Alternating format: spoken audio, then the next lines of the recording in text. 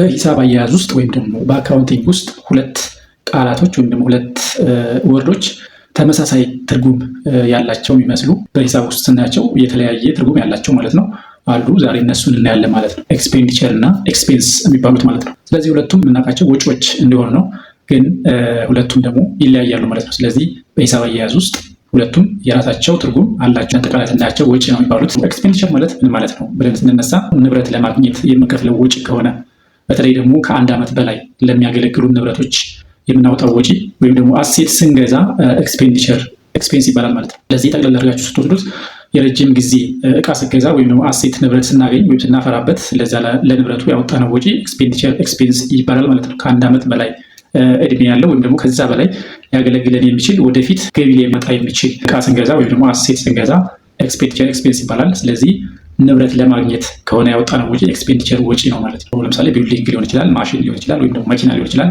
ወይም ደግሞ የኦፊስ እቃዎች ወይም ደግሞ ቴብል እና ፈርኒቸሮች ሊሆን ይችላሉ። ስለዚህ እነኚህ ለብዙ ዓመት የሚያገለግሉን እቃዎች ናቸው። ስለዚህ ንብረት አግኝተንበታል ማለት ነው ይህን ወጪ።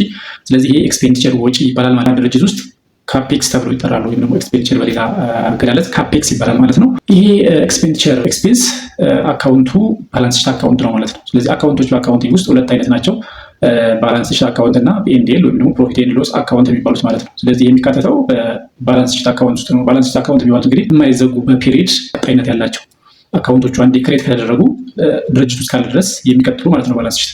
ፒኤንዲኤል የሚባሉት ደግሞ በፔሪድ ወይም ደግሞ በወር ሊሆን ይችላል ትርፍና ኪሳራ ስናሰላ ዘግተናቸው የምናልፋቸው ለምሳሌ ኤክስፔንስ እና ረቨኑ የምንላቸው ማለት ነው። ልክ ማቺንግ ፕሪንሲፕልን የሚከተሉ አካውንቶች ናቸው። በዚህ ወር ውስጥ ያወጣነው ወጪ በዚህ ወር ውስጥ ረቨኑ አግኝተንበት ወደ ኔክስት ወር የማይተላለፍ እነኚህ ፒኤንዲኤል አካውንት ወይም ደግሞ ፕሮፊት ኤንድ ሎስ አካውንት ይባላሉ። ስለዚህ ኤክስፔንዲቸር ከየትኛው ላይ ነው የሚመደበው? በባላንስ ሺት አካውንት ላይ ይመደባል ማለት ነው። ድርጅት ውስጥ ካለ ድረስ የሚኖሩ አካውንቶች ማለት ነው። ወይም ደግሞ የማይዘጉ አካውንቶች ሂሳባቸው ወይም ደግሞ ባላንሳቸው ዜሮ የማይሆን አካውንቶች ባላንስ ሺት አካውንቶች ይባላሉ ማለት ነው። አሴት ነው የምናገኝበት ወይም ደግሞ ንብረት የምናገኝበት ነው ብለናል። ስለዚህ አሴት ደግሞ ባላንስ ሺት አካውንት ነው ማለት ነው። በባላንስ ሺት አካውንት ስር ይካተታል ማለት ነው ኤክስፔንዲቸር አካውንት ወይም ደግሞ ኤክስፔንዲቸር ኤክስፔንስ። ስለዚህ ሪፖርት ላይም ሲቀርብ ኤክስፔንዲቸር ኤክስፔንስ በባላንስ ሺት አካውንት ስር ይመዘገባል ማለት ነው። ስለዚህ እንደ አጠቃላይ ኤክስፔንዲቸር ማለት ንብረት ለማፍራት የምናወጣው ወጪ ነው።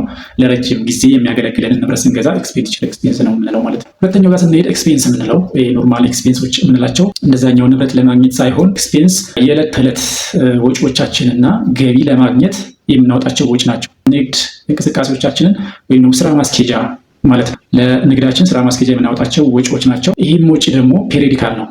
ፔሪዲካል ነው ማለት በዚህ ወር ያወጣሁት ወጪዎች በዚህ ወር ትርፍ እንዳገኝባቸው ያወጣኋቸው ወጪዎች ናቸው ማለት ነው። ስለዚህ ንግድን ለማንቀሳቀስ የማወጣቸው ወጪዎች የኤክስፔንስ ይባላሉ ማለት ነው። ለምሳሌ ለሰራተኛ በወር የምከፍለው ሊሆን ይችላል፣ ለመብራት የምከፍለው፣ ለውሃ የምከፍለው ሊሆን ይችላል። በዛ ሾርት ፔሪድ ኦፍ ታይም ነው የሚያገለግሉ ማለት ነው። በማቺንግ ፕሪንሲፕል መሰረት ያው ገቢና ወጪ በአንድ ፔሪድ ውስጥ ወይም ደግሞ በአንድ ወር ውስጥ የወጣ ወጪ በአንድ ወር ውስጥ ረቨኑ አግኝተንበት ዘግተ ነው የምናልፈው ስለሆነ ፒኤንዲኤል አካውንት ነው ማለት ነው ኤክስፔንስ። ስለዚህ የዚህ ወር ኤክስፔንስ ለኔክስት አይሄድም ማለት ነው። ስለዚህ እነኚህ ኤክስፔንሶች ቢበዛ ከአንድ ዓመት አይበልጡ ማለት ነው። እስከ አንድ ዓመት ውስጥ ያወጣናቸው ወጪዎች ኤክስፔንስ ብለን እንመዘግባቸዋለን ማለት ነው። ሁለት አይነት ክላሲፊኬሽኖች ናቸው ማለት ነው። አንደኛው የኢንከም ስቴትመንት አካውንት ነው፣ አንደኛው ደግሞ የባላንስ ሺት አካውንት ነው ማለት ነው። ኤክስፔንስ የምንለው በትርፍና ኪሳራ ስሌት በምናሰላበት ጊዜ ከረቨኑ ወይም ደግሞ ከገቢ ላይ ቀንሰን ወይም ደግሞ ከገቢ ላይ የምንቀንሰው አካውንት ነው። የኤክስፔንዲቸሩ ግን ባላንስ ሺት ላይ ተቀምጦ ወደ ኔክስት የሚያልፍ ወይም ደግሞ ድርጅት ውስጥ ካለ ድረስ የሚተላለፍ ንብረት ነው ማለት ነው። ስለዚህ የሁለቱ ልዩነት በዚህ መልኩ መረዳት ትችላላችሁ ማለት ነው። በሌላ ቪዲዮ እስከምንገናኝና የተለያዩ አዳዲስ ነገሮችን ይዤላችሁ እስከምመጣ ድረስ ይህን አካውንት ላይክ እና ፎሎ ማድረጋችሁ እንዳትረሱ። ቴሌግራም ቻናል አለ፣ እዛ ላይ እየገባችሁ ብዙ አይነት ኢንፎርሜሽኖችን በተለይ ከታክስ ጋር በተገናኘ ወቅታዊ ነገር ስለሆነ እዛ ላይ እየለቀኩላችሁ ነው፣ ገብታችሁ መከታተል ትችላላችሁ። ዩቲዩብ ቻናልም ጀምረናል። እንግዲህ ዩቲዩብ ቻናሉ ላይ ሰፋ ያሉ ማብራሪያዎችን የምንሰጥበት ነው። ቴሌግራም እና ዩቲዩብ ቻናሉን ለማግኘት ፕሮፋይል ምልክት ስትጫኑት ከስር ቀስት አለ፣ ከሱ ስር ያለውን ሊንክ ስትጫኑት ሁለት ሊንኮች ይመጣሉ። ስለዚህ እነዛ ላይ ሁለቱ ላይ በመግባት ሰብስክራይብ እና ጆይን አድርጉ። ይህንን አካውንት ላይክ፣ ሼር እና ኮፒ ሊንክ አድርጉት ለሌላ ሰው ድረስ ማለት ነው። ብዙ አይነት መረጃዎችን የምንሰጥበት ነው። በሌላ ቪዲዮ እስከምንገናኝ ድረስ እንግዲህ ቴንኪው።